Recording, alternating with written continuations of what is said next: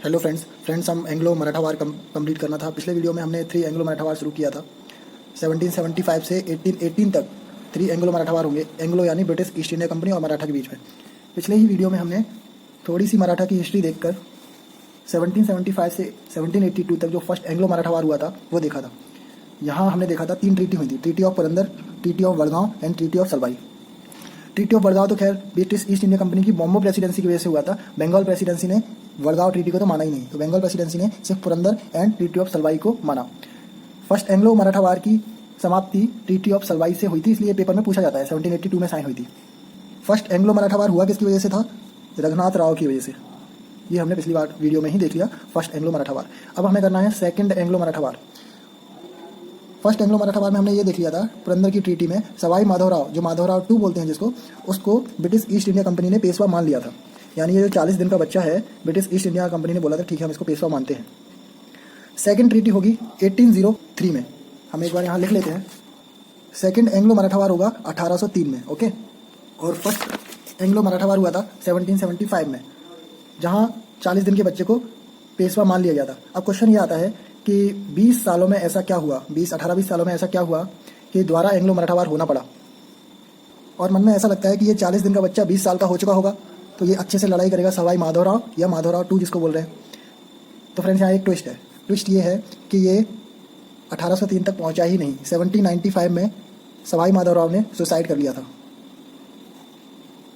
और पेशवा बन गया था रघुनाथ राव का बेटा। तो रघुनाथ राव के 3 बेटे थे, उनमें से एक बेटा था बाजीराव 2। इसको 1795 में पेशवा बना दिया गया था। पेशवा यानी पीएम, और उस टाइम पर सीएम थे वही नाना फडणवीस। ये वही नाना फडणवीस हैं जो 40 दिन के बच्चे को पेशवा बनाने के लिए मदद कर रहे थे। फ्रेंड्स 1800 आते आते नाना फडणवीस की मृत्यु हो गई। तो फ्रेंड्स जैसे Raghunath Rao British east India company के पास भागे थे, फर्स्ट एंग्लो मराठा वार का कारण भी वही बना था रघुनाथ राव, उसी तरह इनका बेटा बाजीराव 2 भी ब्रिटिश ईस्ट इंडिया कंपनी के पास भागा। क्यों भागा? पेशवा बनने के लिए। लेकिन पेशवा तो ये पहले ही बन चुका था। तो इस बीच ऐसा कुछ हुआ था। हुआ ये था कि होलकर के जसवंत राव, इन्होंने काम खराब कर दिया। ये होलकर यानी मध्य प्रदेश का क्षेत्र, वहाँ से नॉर्थ की टेरिटरी बढ़ा रहे थे और साउथ की टेरिटरी बढ़ाने के लिए उन्होंने अपने भाई बिट्ठू जी होलकर को पहुँचाया। बिट्ठू जी होलकर टेरिटरी बढ़ाते बढ़ाते पेशवा के क्षेत्र में आ गए थे, जो उस टाइम पे बाजीराव 2 थे। तो इन्होंने बिट्ठू जी को पकड़कर हाथियों से कुचलवाने का ऑर्डर दे दिया। जसवंत राव होलकर को ये बात पसंद नहीं आई। जसवंत राव होलकर ने इनके ऊपर कर दिया अटैक। बाजीराव 2 के साथ, बाजीराव 2 जो पेशवा है, इसके साथ ग्वालियर के दौलत राव सिंधिया भी लड़े थे। लेकिन फ्रेंड्स इस समय जसवंत राव होलकर ज़्यादा मजबूत थे, तो एक तरह से देखें तो ये दोनों हार गए। इस वजह से बाजीराव 2 को ब्रिटिश ईस्ट इंडिया कंपनी के पास भागना पड़ा। तो इनडायरेक्टली देखें तो बात तो वही हो गई। रघुनाथ राव इनके पिताजी थे, वो भी ब्रिटिश ईस्ट इंडिया कंपनी के पास भागे थे, जिससे फर्स्ट एंग्लो मराठा वार शुरू हुआ था। एंड बाजीराव 2 भी ब्रिटिश ईस्ट इंडिया कंपनी के पास पहुंच गए। बाजीराव 2 ने ब्रिटिश ईस्ट इंडिया कंपनी से हेल्प के लिए बोला तो इन्हें 6500 सैनिक मिल गए, लेकिन फ्री में नहीं मिले। इसको बोलेंगे ट्रीटी ऑफ बसाइन। बाजीराव 2 ने ब्रिटिश ईस्ट इंडिया कंपनी को क्या क्या दिया? नंबर 1 सूरत दे दिया पूरा। नंबर 2 26 लाख की जगह दे दी। एंड नंबर 3 पेशवाओं से ये मनवा लिया ब्रिटिश ईस्ट इंडिया कंपनी ने कि आप लोग निजाम से चौथ नहीं लेंगे, मतलब मराठा अब निजाम से चौथ यानी टैक्स नहीं लेंगे। तो क्वेश्चन ये आता है कि निजाम से क्या मतलब? ब्रिटिश ईस्ट इंडिया कंपनी को अपना फायदा देखते। तो हुआ क्या था, निजाम ऑफ हैदराबाद ने सब्सिडरी अलायंस साइन कर दिया था। ये क्या था सब्सिडरी अलायंस या सहायक संधि? ये देखेंगे 1798 में निजाम ऑफ हैदराबाद ने साइन कर लिया था। और इसके आसपास अंग्रेज के सैनिक थे इसकी रक्षा करने के लिए। तो थोड़ा निजाम ऑफ हैदराबाद को फायदा पहुंचा दिया अंग्रेजों ने। ठीक है, ट्रीटी हो गई, इनको कुछ सैनिक मिल गए। इन्होंने कर दिया हमला। बाजीराव 2 ने कर दिया अटैक। किस पर अटैक किया? जसवंत राव होलकर पर? जी नहीं, जसवंत राव होलकर ने लड़ाई लड़ने के बाद पेशवा खुद को नहीं बनाया, पेशवा बनाया विनायक राव को। अगर खुद पेशवा बन जाता तो लोगों को पता है पहले रघुनाथ राव ने किसी पर अटैक करके खुद पेशवा बना, तो रघुनाथ राव की क्या बुरी हालत हुई थी। इसलिए जसवंत राव होलकर ने जब पेशवा को हटाया तो पेशवा खुद नहीं बनाया, ये विनायक राव को बनाया। विनायक राव कौन है? ये बाजीराव 2 के भाई का ही लड़का है। हालांकि भाई इसका एडॉप्टेड था। रघुनाथ राव ने एक एडॉप्टेड सन मतलब गोद लिया था, जिसका नाम था अमृत राव। उसका बेटा है विनायक राव, इसको बना दिया पेशवा जसवंत राव होलकर ने। तो बाजीराव 2 ने अब यहाँ ब्रिटिश ईस्ट इंडिया कंपनी की मदद से इस पर कर दिया अटैक। यहाँ अभी तक कोई एंग्लो मराठा वार शुरू नहीं हुआ है, अभी कोई लड़ाई हुई नहीं है। तो 1803 में बाजीराव 2 पेशवा बन गया। अंग्रेजों ने मदद की थी, पेशवा तो बनना ही था, बाजीराव टू पेशवा बन गया। लेकिन अब ये पेशवा में वो बात नहीं रही, क्योंकि यहाँ ट्रीटी में बहुत ज़्यादा नुकसान हो चुका था।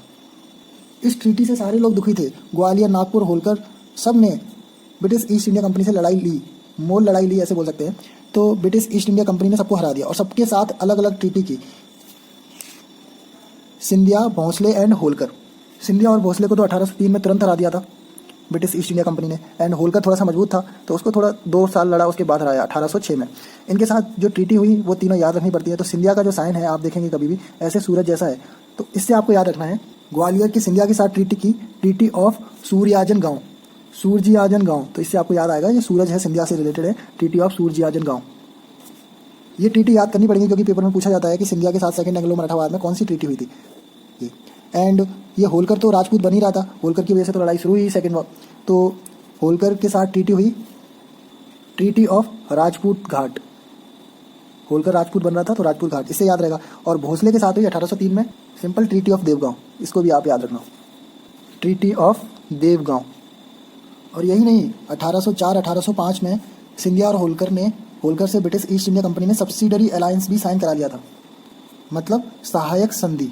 जब हम अभी 1757 से 1857 तक कौन गवर्नर ऑफ बंगाल रहा, कौन गवर्नर जनरल ऑफ बंगाल रहा, किसने क्या किया, वो सारा डिटेल में देखेंगे। तो हम ये देखेंगे कि सहायक संधि मिली जुली यानी लॉर्ड वेलेस्ली के टाइम पर आई थी, तब हम ये सहायक संधि को डिटेल में देखेंगे, ठीक है। और बहुत सारी ट्रिक्स हैं जिससे ये याद रहेगा कि किसके शासनकाल में कौन से governor of Bengal, governor general of Bengal, governor general of India के टाइम पर क्या क्या हुआ, वो सब ट्रिक्स से हो जाएगा, तभी हम ये सब्सिडरी अलायंस देख लेंगे। फिलहाल आप ये देख लो, 1805 में सिंधिया के साथ और 1804 में सिंधिया के साथ एंड 5 में होलकर के साथ ब्रिटिश ईस्ट इंडिया कंपनी ने सब्सिडरी अलायंस साइन किया था। इस तरह सेकंड एंग्लो मराठा वार खत्म। अगर ओवरव्यू के तौर पर देखें तो ऐसे याद रखना कि रघुनाथ राव जो फर्स्ट एंग्लो मराठा वार का कारक था, इनडायरेक्टली देखें तो Bajirao two second Anglo Maratha war का कारक था, जो रघुनाथ राव का बेटा है। हालांकि जसवंत राव होलकर की वजह से ये पॉसिबिलिटी और बढ़ गई। यहाँ ट्रीटी ऑफ बसाइन हुई जिससे बहुत धक्का पहुंचा पेशवा को। हालांकि ये पेशवा तो बन गया बाजीराव टू, लेकिन वो बात नहीं रही। उसके बाद सारे लोगों ने ब्रिटिश ईस्ट इंडिया कंपनी पर अटैक किया, सिंधिया, भोसले, होलकर। तो ब्रिटिश ईस्ट इंडिया कंपनी 1803 आते आते इतनी मजबूत हो गई थी कि सबके साथ अलग अलग ट्रीटी साइन की। ट्रीटी साइन होने के बाद भी चोरी चुपके से ये लोग सेना बढ़ाएंगे जिससे ब्रिटिश ईस्ट इंडिया कंपनी को हरा पाएं। उसी वजह से थर्ड एंग्लो मराठा वार होना है, जो अभी हम देखेंगे 1818 के आसपास खत्म होगा वो। सेकंड एंग्लो मराठा वार 1803 से शुरू, 1805 में खत्म। तो फ्रेंड्स ये इमेज आप अपने दिमाग में बना के रखना, तो चीज़ें अपने आप क्लियर हो जाएंगी। Thank you friends.